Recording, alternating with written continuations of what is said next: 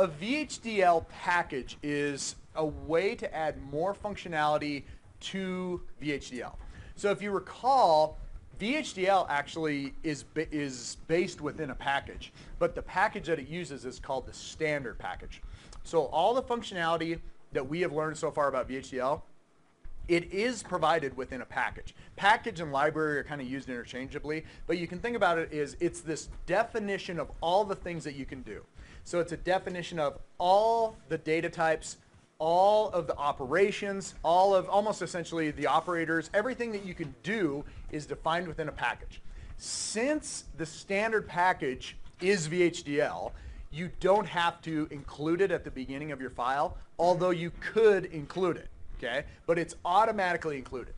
But what you immediately run into is that the standard package doesn't provide some of the capability that we need to model modern systems. Okay? So what we want to do is we want to start looking at why we need more packages, and then we want to look at the most common packages and then start using them because those are what actually you use in the real world. Okay, so the first thing we're going to look at is a package called Standard Logic 1164. And to begin with, let's think about what we need in this package in order to, or what functionality that this package provides us. And essentially, we'll start with the need, okay? All right, so here's what happens in the standard package. You have the ability to drive from one digital output to another digital input, and you are going to transmit zeros and ones, okay? Transmit zeros and ones, okay? The transmitter transmits it, the receiver receives it, life is good, okay? This is a digital system. Within this, you could have combinational logic here, transmitting, and you could have sequential logic. You can have both. Okay, so we have the ability to model this. Here's what ended up happening, though. Okay, when you started looking at integrated circuits, okay, so all these little transmitters and receivers that you see, the real circuitry, are built with transistors. And the most common transistor used in digital systems is called CMOS. And if you recall from, this is chapter 3 going back a ways, the way that these are actually built is with this full totem pole architecture where you have a PMOS and an NMOS. And what happens is that this is the in, this is the out, this is ground down here or 0 volts, and then this is VCC or the power supply. Okay? And all these is they're two complementary transistors. And the way to think about them is we don't even have to go back and look at kind of the device physics and the IV characteristics of these transistors anymore. What we really care about is that they are essentially switches. Okay? And these switches are complementary to each other. Okay? And what that means is that this is the output right here, and one will be open and one will be shut, depending on the same input, okay? So what's cool about this is that since they both look at the same input, you could have a logic 0 causing this top one to be on, and a logic 0 causing the bottom one to be off. And then complementary, if you had a logic 1 come in, you could have the top one go off and the bottom one go on. What that allows you to do is make an output that is either going to be a 1 or a 0, but the circuitry involved in it is essentially, if you are going to have a logic 1 on the output, you do it by connecting a switch to the power supply. Okay, so let's just say it's like 3.3 volts. So when you close this top switch, and this top switch is called a PMOS transistor, it closes, you short the output to the power supply, that pulls it up to the highest voltage in the system. Okay? You can't have the bottom transistor on. Otherwise, if they both turned on, you would short between VCC and ground. That's no good. But you can absolutely, if you turn off the bottom one, just have the top one close and you just get a short to the power supply. So that's how we produce logic 1s. We just pull the output up to VCC. Okay? If we looked at the other case, which is we want to create a logic 0, then what we do is we use the bottom transistor, which happens to be called an NMOS, and what we do is we take the output and we short it to ground, which is 0 volts, using a switch. Okay, so this NMOS transistor is then the switch here. This works fine as long as the top transistor is open when you do it. So this whole closed, open nature of it, isn't that awesome? The open-closed nature of these switches makes them complementary. So that's why they're called complementary MOSFETs. The term MOSFET refers to the device physics of how you create those transistors. And it just stands for metal oxide semiconductor field effect transistor. But at this point, when we're modeling digital systems, all we care about is that these things produce ones and zeros. Okay, so why did we explain this? Have you ever heard of Moore's Law? Moore's Law refers to the continual shrinkage of transistors. Okay? And what happens is that as these transistors get smaller and smaller and smaller, 3 things happen. Number 1, they get faster. Okay? Because as they get smaller and smaller, they have less capacitance in them, and they're able to switch from 1 to 0 quicker. So these transistors get faster. The second thing is that they consume way less power. Because they're smaller, it doesn't take as much energy to cause them to close and open. The third thing that you can do is the third thing that happens is that you can pack way more of them on an integrated circuit. So what Moore's Law says is that the number of transistors that you can put on an integrated circuit will double approximately every 18 to 24 months. And that's what's happened. Okay, the first microprocessor came out in 1971. It was an Intel 4004, and it had 2,300 transistors. What do we have today? Okay, we have i7s that have how many transistors on? Billions. Just billions. Millions and millions upon millions, which becomes billions. Okay, so there's a lot.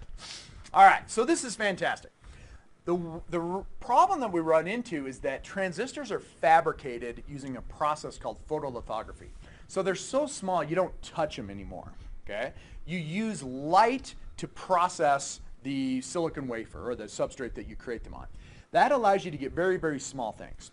Okay, so if you think about a chip, I mean, it really is about this big. I mean, it can be like as small as that. They're measured in like millimeters. Okay, so it's like 3 millimeters.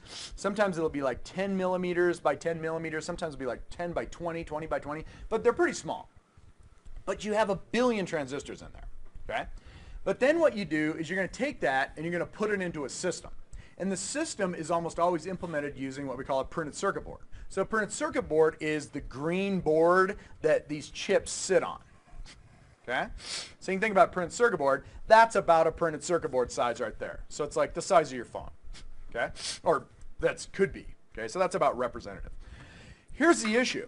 The printed circuit boards are created using a process which is more mechanical. Okay? They do some etching, but they still use things like drill bits to change layers on the printed circuit boards. They still use like manual pick and place where they use robots to place these chips.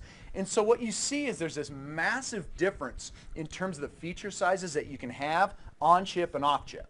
Imagine that you have 1 billion transistors on a chip, but how many chips do you have on your printed circuit board? I mean, you've all seen a printed circuit board. You've seen an FPGA board that we use for the lab exercises. There's not a billion chips on there. I mean, there's maybe a dozen, okay, maybe less than that. So the issue then becomes the feature sizes of the traces out here are way, way bigger than in here, okay? Now, this becomes this density translation issue. So how do you get all these little millions upon millions, billions of signals out to the outside world? The answer is that you don't, okay? You have to somehow figure out ways to only use a few of the signals and bring them out to the outside world. So what ends up happening is you start defining these pins, and this becomes the I/O of your chip, and you can almost break it down into things like you're always going to have like a data port where data comes in and out of your chip. Doesn't that make sense? You're not going to have a chip that doesn't have data coming in and out of it, okay? And you're probably going to have like an address set of signals. You're always going to have like a clock. You're always going to have like a reset. So these are some common signals that are in there. But even that doesn't get you to where you want to be, okay? Because you might only be able to put, like the FPGA that we use in our classes, in the lab, it's a DE, or it's on the DE0 board. It's a Cyclone 5. how many pins are on that FPGA? It's like maybe 1,000. So you have 1 billion signals in here. You have 1,000 signals on the part, but half of the signals on the part are used for power and ground. So you actually don't have as many pins that you can use for data as you might think. So there's this whole issue that comes along with the translation between density in the chip and outside the chip. So where are we going with this? There became desire to maximize the functionality of these ports that are coming in and off of chips. Okay? So one of the ways to do that would be if you have a pin, okay, and we're going to transmit information from this pin, from this chip 1 over here to this chip 2, we could do this. We could send some information this way and have a receiver, and then what if we wanted to send it back? Well, we could send it back by doing this, and life is good, and we receive it over here. Except to communicate just ones and zeros back and forth between a chip, you actually are already using 2 lines. So immediately what they said is, why don't we share the pins? We are going to use a little circuit which is called a transceiver. All right? So here's what's going to happen. This is a common line, and then what's going to happen is that we want to be able to transmit and also receive at the same time. Okay, so that makes sense. The only problem is this, okay? This is what we want. The only issue is what happens when you transmit and receive at the same time, and what's the problems we might run into, okay? So first of all, if you think about a transistor, okay? If I look into it, what do I see, okay? And whenever you think about looking into a device and what you see, you're always talking about its impedance, okay? Is it an open circuit? Is it a short circuit? Is it 50 ohms, okay? If I look into this and I want to know what the input impedance is to that device, what is it going to be? Well, it's actually going to be high, okay? So it's actually going to be this thing called high impedance, and that means that at DC it looks like an open circuit. Okay? And that's because you're using these transistors that have this MOS structure. They really do look like capacitors. Okay? And a capacitor is an open at DC. So when you look into it, it just looks like an open circuit. As you get higher and higher in frequency, of course the impedance goes down, but at DC it just looks like an open. That's pretty cool because that allows us to do things like I can tag on a whole bunch of receivers onto this same line and I can see the same information, okay? That means whenever you tie a receiver to a line, it doesn't really impact anything, okay? It's fine. However, what happens when I start thinking about drivers, okay? When I think about I'm now going to take the line and I'm going to short it to the power supply or I'm going to short it to ground. That's an issue because you could conceivably have a situation where this guy right here, actually, let's do this. This guy right here comes along and it wants to do this. This guy wants to drive a 1. This guy wants to drive a 0. And now you have this person over here, this transmitter, shorting the line to a power supply. And this person is shorting it to ground. You now have a short between your power supply and your ground. And what will happen is that it will burn up the chips. Okay? So you go, okay, well, if everybody's fine if you're high impedance, you can hook to the line. What we really need is we need a driver to be able to not only drive a 0 and a 1, but we also need it to be high impedance. Okay? So this is not as complicated as you might think because all you do is this. You know what the transistor structure of that driver is? But what you do is you just put another transistor right here, and then that hooks to here. This comes over like this, and now what you can do is have this thing be an enable. This transceiver is a chip. We've got plenty of room for lines. Okay, there's no shortage of space. And you're always listening. This guy, though, can only drive to the outside world when this is enabled. Now it can drive into this circuit or into this transistor, but if this transistor is open, it is not connected to this pin. And that makes this whole thing work. When you are open, when you're not driving it, you are called high impedance. Okay? And you really do look like an open circuit, but since it's a capacitor, you look like high impedance, meaning that at DC it's open, high frequencies it's a short. The symbol for impedance is Z. Okay? And what we say is that this is high Z, or high impedance. Okay. This was an explanation of if this is actually what we're doing in the real world, and it absolutely is. The application that you always think about is a microprocessor talking to memory. Okay? Microprocessor, your i7, is talking to banks of memory, and they're all sharing the same data lines, the same data bus and the same address bus. And what's happening is it's transmitting information to and from, and when you transmit to, you have to enable your transceiver so that you're driving, and when you're done driving, you turn around and just listen, and the memory sends it back. But with the standard VHDL package, you don't have the ability to model a line which is high impedance. All you have with the standard package is bit and bit vector for your data types, and those can only take on zeros and ones. So this was the big motivation for we need another package to give us a different signal type, at least, at a minimum, a high Z. We are going to use this package called Standard Logic 1164. Okay? Just to remind yourself how you actually use or include a package, what you do is all the packages are contained within a library, but IEEE is the main library. So almost everything is within the IEEE library. So the first thing that you do is you put down library IEEE. Okay, that's recognized. Then what you do is you say keyword use, and then you put Standard Logic 1164. And then what you do is you can put these little dots which say before it's in the IEEE package or in the IEEE library, and then after it, you can put which functionality you want to use within that package. Almost always you just do .all to include everything, but sometimes you'll just be like, I only want the AND operation, so you can put .and. Now, it gives you the data type not only 0 and 1, but it also gives you Z for high impedance. But since we are there, since we are already doing this, why don't we give ourselves a whole bunch of other values that our new data types can take on.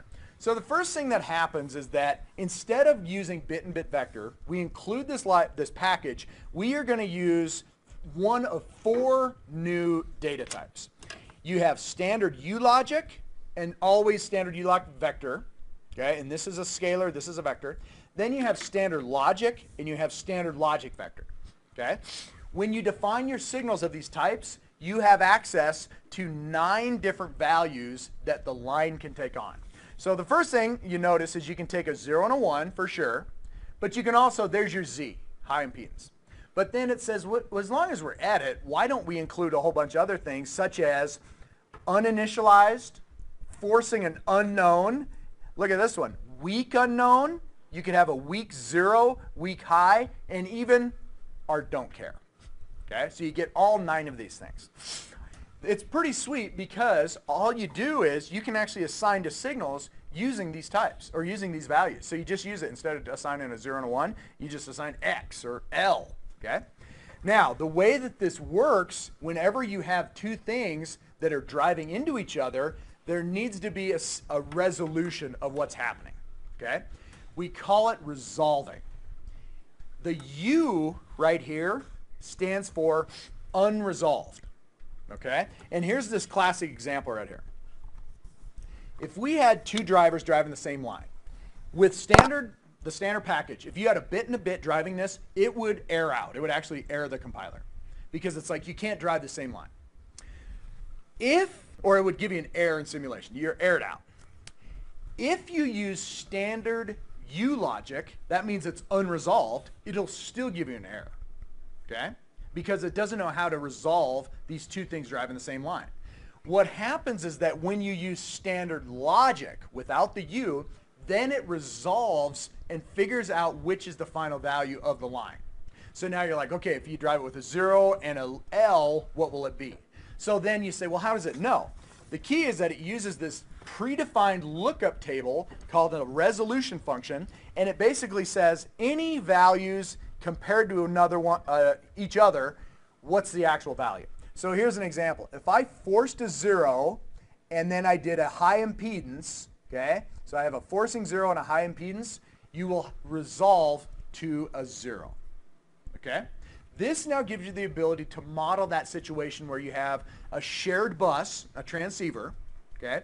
And it will allow this thing to resolve and figure out what the line is going to look like. Okay, how's that feel? Okay, great. Within this package, there are a couple other things that are very interesting. You are going to define new data types.